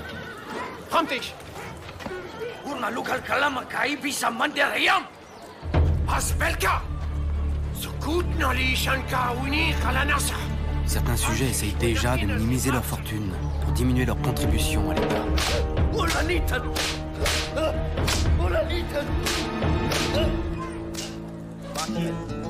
Pour comptabiliser les échanges et les impôts, on vient d'inventer un système de code gravé dans l'argile. L'écriture vient de naître, mais elle ne sert pour l'instant qu'à enregistrer les transactions. J'étais fasciné par ce scribe. Sarki maîtrisait le pouvoir des signes. C'était pour moi un savoir magique. Pouvait-il compter les étoiles dans le ciel? Le tisserand fabriquait des étoffes pour les notables et sa dette envers l'État avait soudainement triplé.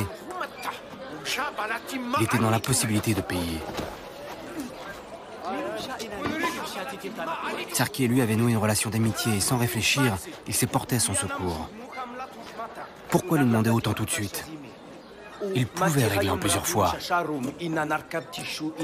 chef des gardes ne savait pas lire, mais il se souvenait de tout. Rien n'arrêtait sa détermination.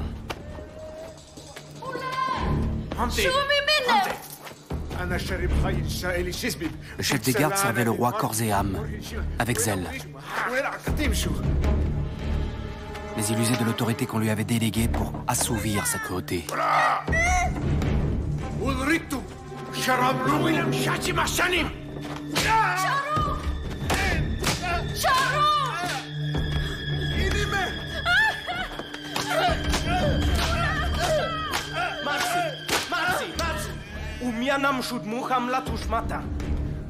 Comment voulez-vous servir le roi si vous le privez de ses meilleurs artisans?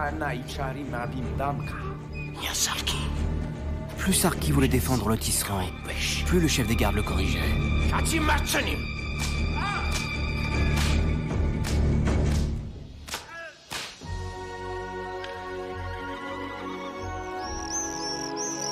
Le palais du roi.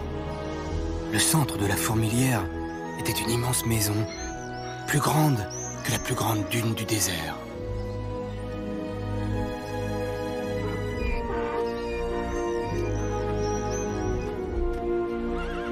Les impôts récoltés y étaient acheminés. Je voulais voir derrière ces murs. Mais c'était un quartier interdit.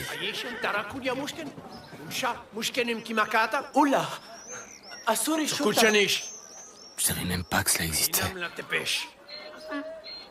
Un endroit où seuls certains peuvent entrer. Je n'avais jamais vu ça.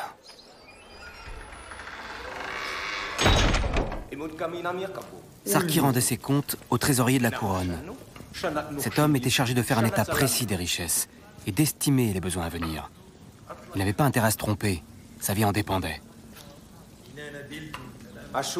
L'impôt collecté était ensuite échangé à l'intérieur du palais avec les grands marchands. Le trésor du roi était le plus souvent converti en lingots d'argent.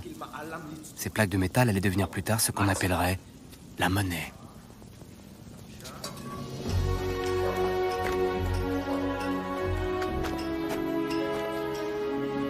Je voulais à tout prix savoir ce qu'il y avait derrière ces murs.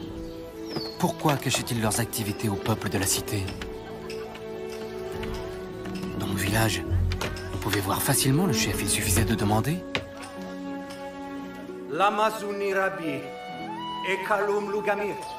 C'était comme un village doré à l'intérieur de la cité. Ici se prenaient toutes les décisions de la fourmilière. Tout y semblait merveilleux. Il y avait là des architectes, des artistes et des savants.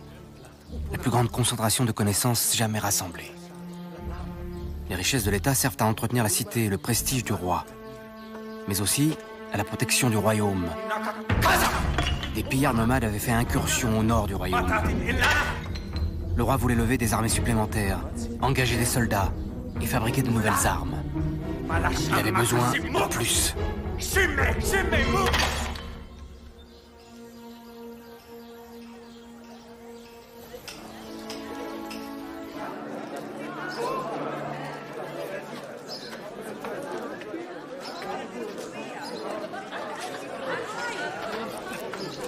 J'étais attiré par ce scribe. Je voulais le rencontrer et surtout apprendre. Son savoir me fascinait. Je savais maintenant pourquoi j'étais venu. Je voulais écrire.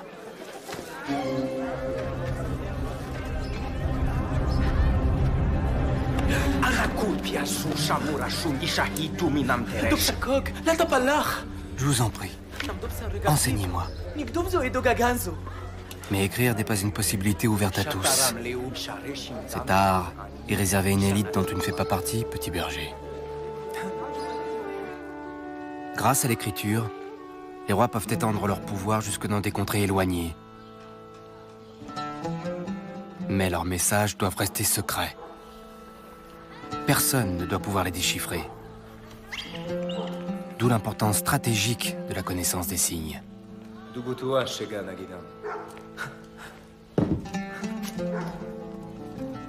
En acceptant de m'initier, Sarki prenait un risque énorme. Il n'avait pas le droit de m'enseigner ce code secret.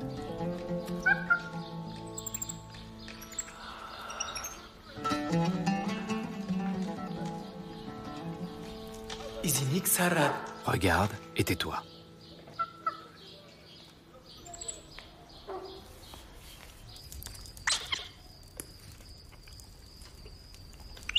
Sarki le scribe m'avait pris en affection.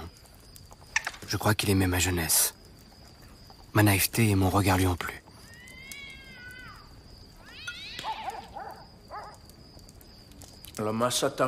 L'écriture est une discipline qui demande de la rigueur, mais n'apprend jamais sans comprendre. Regarde. Le principe est tout simple. Un signe sur de l'argile, et tu choisis ce qu'il veut dire.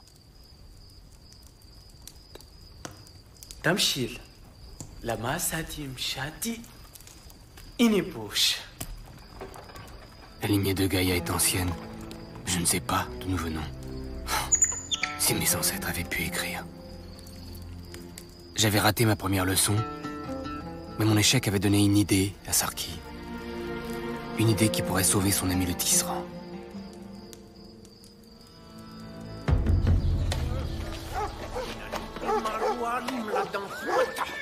L'ami de Sarki avait été choisi pour contribuer à l'effort supplémentaire de guerre. Et le chef des gardes était prêt à le dépouiller.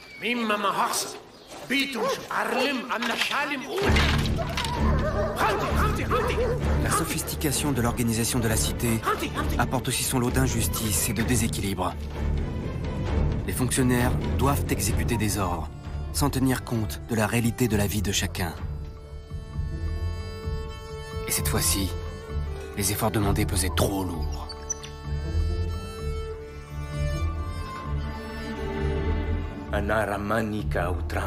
Le tisserand avait caché ses dernières réserves.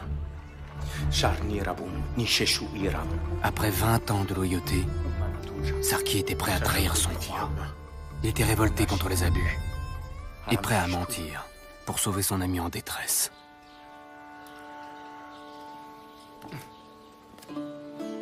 Les scribes les plus doués vont bientôt faire mieux que recopier des données. Ils vont inventer de nouveaux symboles pour représenter des concepts, des idées, des mots. Je commençais à comprendre que l'écriture pouvait devenir un outil bien plus puissant. Elle permettait de représenter un savoir, des lois naturelles et scientifiques, et de les diffuser à un plus grand nombre.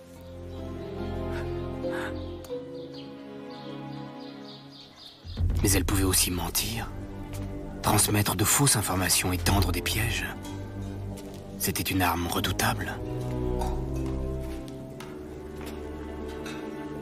Pour rétablir l'injustice faite à son ami le tisserand, Sarki avait falsifié la demande du trésor royal.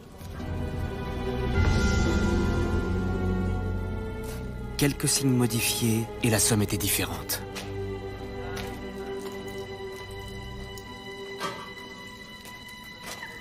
Le trésorier était tendu. Il n'arrivait pas à réunir tous les biens exigés par le roi.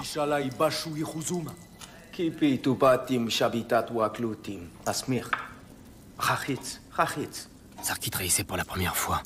La peur lui serrait le ventre. La falsification était bien faite, mais le trésorier avait un doute.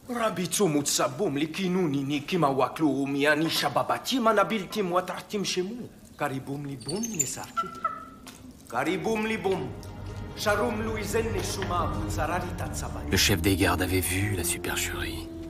Il savait que la preuve du méfait de Sarki était inscrite sur une plaquette d'argile, mais il ne savait pas laquelle.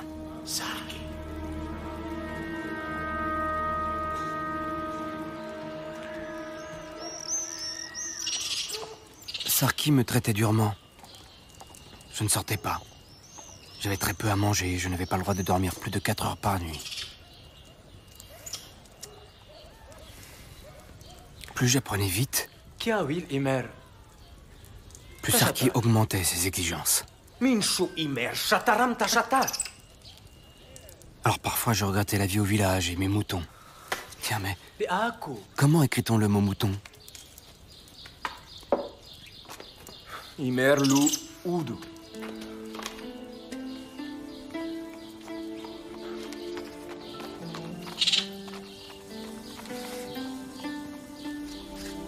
Oudou. Oudou.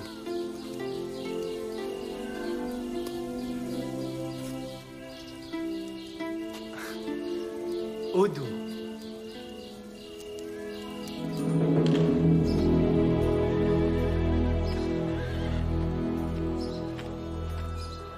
Sarki avait fait l'objet d'une enquête. On avait finalement retrouvé la plaquette falsifiée. Et on avait comparé à l'original. Od sharakum, sharum rashahum, inadumsar. Sarki! Sarki!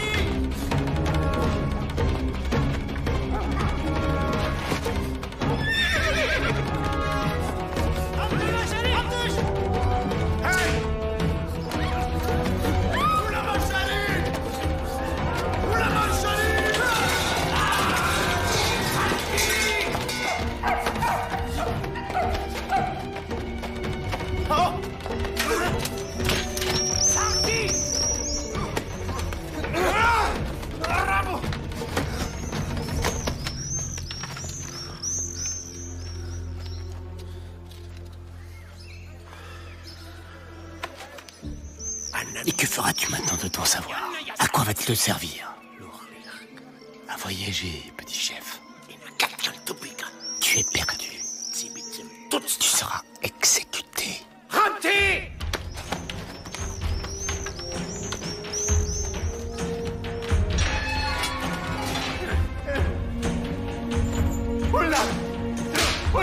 Sarki fut jeté en prison.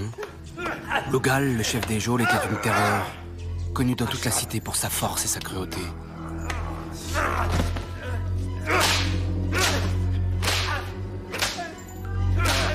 La prison, quelle drôle d'idée. Au village, on n'avait pas ça. Celui qui était puni était surveillé par tous les autres. Tout le monde le dévisageait, et sa honte le punissait.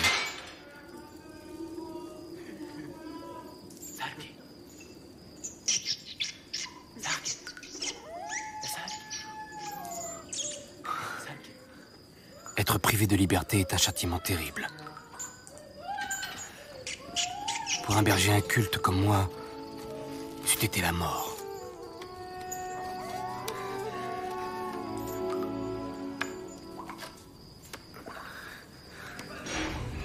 Mais les nourritures intellectuelles permettent de supporter beaucoup de choses. La solitude, l'ennui, les persécutions.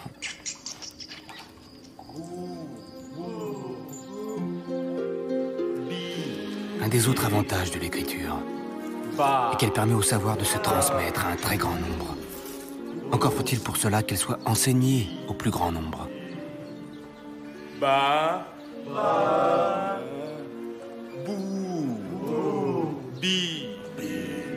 Sarki s'était mis en tête d'instruire tous les prisonniers, même le muet. Sarki n'avait pas le droit, mais désormais il s'en moquait. Il voulait partager son savoir, transmettre ses connaissances avant d'être condamné à mort. Et cela fut possible pour une seule raison. Logal mourait d'envie d'apprendre lui aussi. Il fut autorisé à écouter et à regarder. Du coup, il n'en dit rien à ses supérieurs. L'écriture aura du mal à se démocratiser. Ça prendra des millénaires. Mais on sait que la prospérité et le dynamisme d'une cité sont liés à sa capacité à instruire son peuple. Les rois n'ont pas compris ça au début. Ils ont voulu garder le savoir pour eux, pour mieux l'instrumentaliser.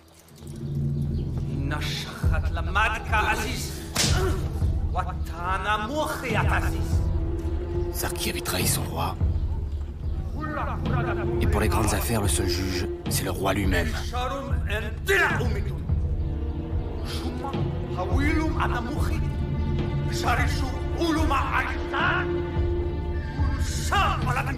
Sarki serait puni de mort.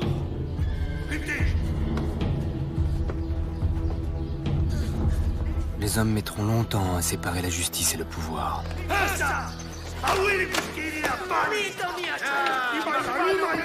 Dans la cité, les exécutions publiques offrent au sujet un spectacle divertissant. Mais elles servent surtout à renforcer la suprématie du souverain.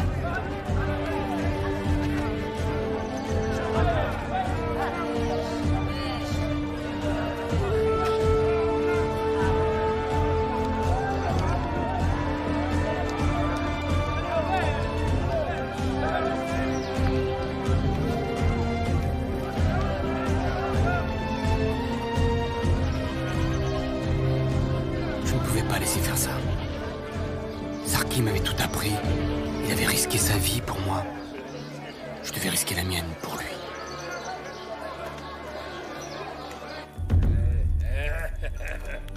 Shikarum Shureshi Uzaka. Shasha.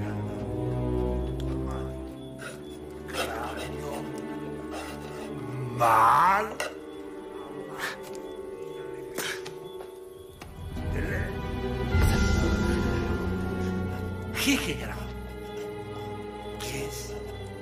Logal était fier des signes qu'il avait appris. Il aimait s'en vanter auprès des soldats. Je l'aimais, mais ce jour-là, j'ai compris à quel point il m'aimait aussi. J'étais son disciple, son protégé. Il m'avait mis dans son cœur. Tiens, le symbole de Gaïa. Il te protégera.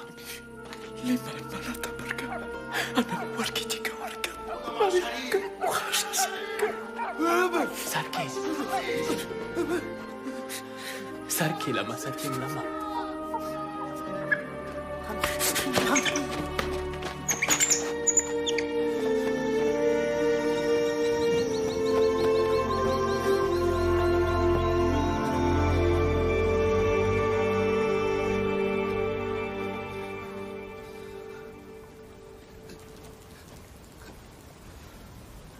En vivant dans les grandes cités, l'homme s'est peu à peu affranchi des dangers de la nature. Certes, il n'en souffre plus, mais le problème, c'est qu'il ne les connaît plus. Même s'il sait encore lire dans les étoiles pour trouver son chemin, il ne sait plus trouver l'eau dans le désert. Sans ombre pour le protéger, son corps l'abandonne.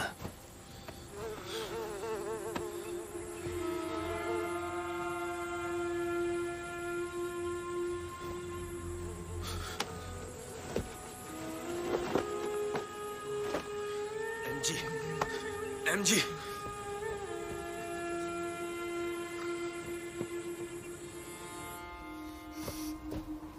Sarki sentait sa fin approcher, mais il ne regrettait rien. Il préférait mourir libre que vivre dans le mensonge.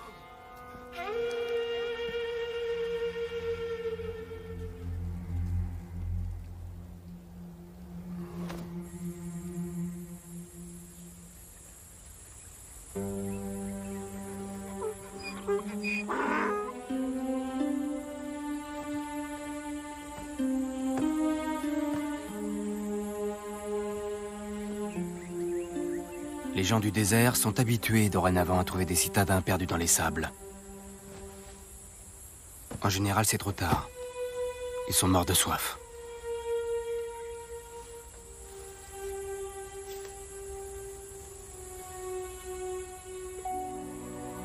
Qu'allait-il faire d'un mourant?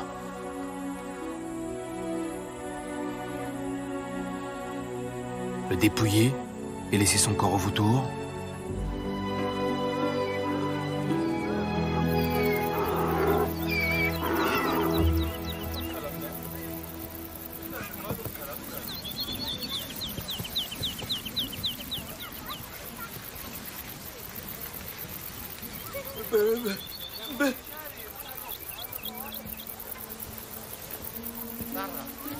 Qui étaient ces gens? Pourquoi l'avaient-ils sauvé?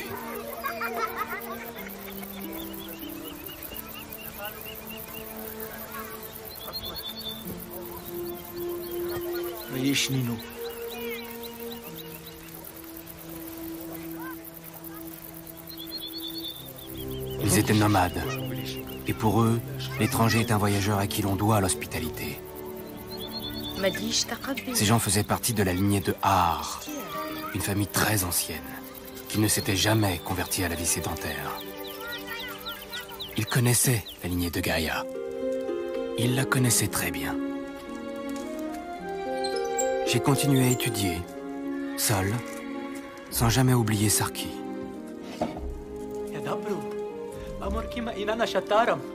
Grâce à son enseignement, je suis devenu peu à peu un lettré. Mais le maître me manquait toujours.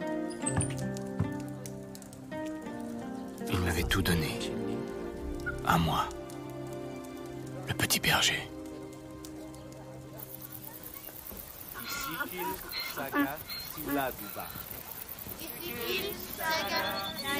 Sarki s'était trouvé une vocation, transmettre son savoir au plus grand nombre. Ainsi, il se vengeait du pouvoir abusif des rois. Et surtout, il éclairait d'une nouvelle lumière le chemin des simples.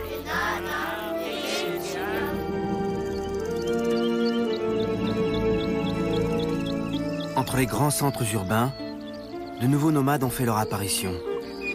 Organisés en caravane, ils commencent à sillonner la planète, échangent des biens à des milliers de kilomètres et organisent inconsciemment la grande diffusion du savoir qui ne cessera d'augmenter. Grâce à ces voyageurs et au pouvoir d'attraction des grandes cités, les savoirs vont se cumuler. Les sciences, les arts, les techniques vont progresser. Grâce à Sarki, ils ont pu maîtriser les chiffres et les symboles. La connaissance de l'écrit va permettre à tous les peuples de s'affranchir du pouvoir exclusif des rois.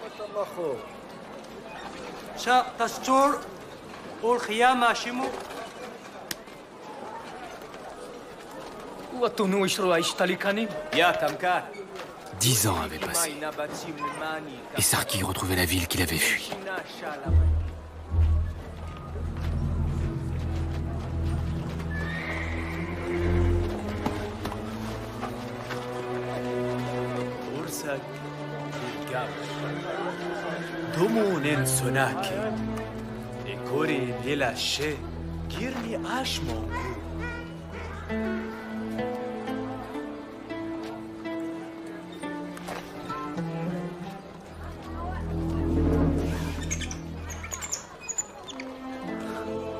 J'étais devenu un scribe royal et un maître.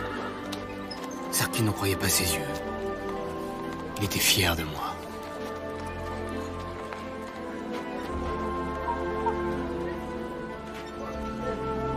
Sarki avait parlé de moi aux nomades du désert, et il voulait que je me joigne à eux. Il voulait me faire découvrir le monde, ses richesses et ses peines. Inamati Ariak.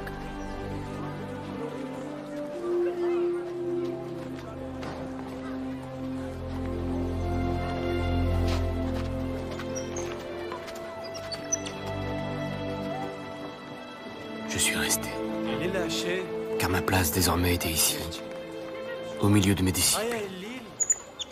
L'écriture avait besoin de moi. Mon rôle n'était plus de compter les trésors du roi. J'écrivais la grande histoire des hommes. J'écrirai la suite de l'histoire de la lignée de Gaïa, pour qu'elle soit lue et entendue aux confins du monde, et pendant des milliers d'années. L'écriture va bientôt devenir le pilier de la création humaine, le plus puissant moyen de communication de l'univers. Les hommes seront bientôt des milliards, et ils communiqueront entre eux leur savoir de plus en plus rapidement. Et quand ils ne sauront plus où aller, ils regarderont derrière, pour savoir d'où ils viennent.